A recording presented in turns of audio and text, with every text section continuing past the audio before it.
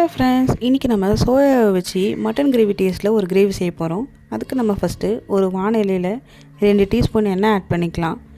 எண்ணெய் நல்லா காஞ்சதும் நம்ம பட்டை, லவங்கம், கிராம்பு எல்லாம் எடுத்து வச்சுருக்கோம்.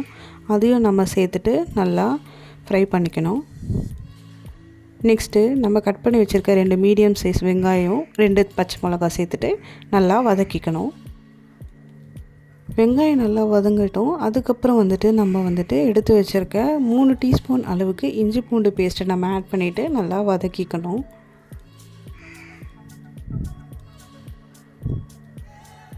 நெக்ஸ்ட்டு 2 மீடியம் சைஸ் தக்காளியை கட் பண்ணி வச்சுருக்கோம். அதையும் நம்ம சேர்த்துட்டு நல்லா வதக்கிக்கணும். நம்ம தக்காளி வதங்கிறதுக்கு கொஞ்சம் உப்பு சேர்த்துக்கலாம்.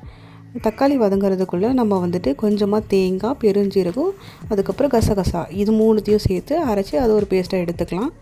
அடுத்தது இந்த குழம்புக்கு தேவையான அளவுக்கு மிளகாய்த்தூள் 2 டீஸ்பூன் வெறும் மிளகாய்த்தூள், 1 டீஸ்பூன் மல்லித்தூள், 1 டீஸ்பூன் கரம் மசாலா, கொஞ்சோண்டு மஞ்சத்தூள். இதை நம்ம தக்காளியோடு சேர்த்துட்டு நல்லா வதக்கிக்கணும். நல்லா மிளகாய்த்தூள் பச்சை வாசனை போகிற அளவுக்கு நல்லா வதக்கிக்கணும். நான் ஆல்ரெடி சோயாவை சுடுதண்ணில் போட்டு எடுத்து வச்சுருக்கேன். அதையும் நம்ம இது கூட சேர்த்துக்கலாம். நெக்ஸ்ட்டு நம்ம குழம்புக்கு தேவையான அளவுக்கு தண்ணி சேர்த்துக்கலாம். தண்ணி சேர்த்துட்டு கொஞ்சம் நேரம் இதை கொதிக்க விடணும். கொதித்த உடனே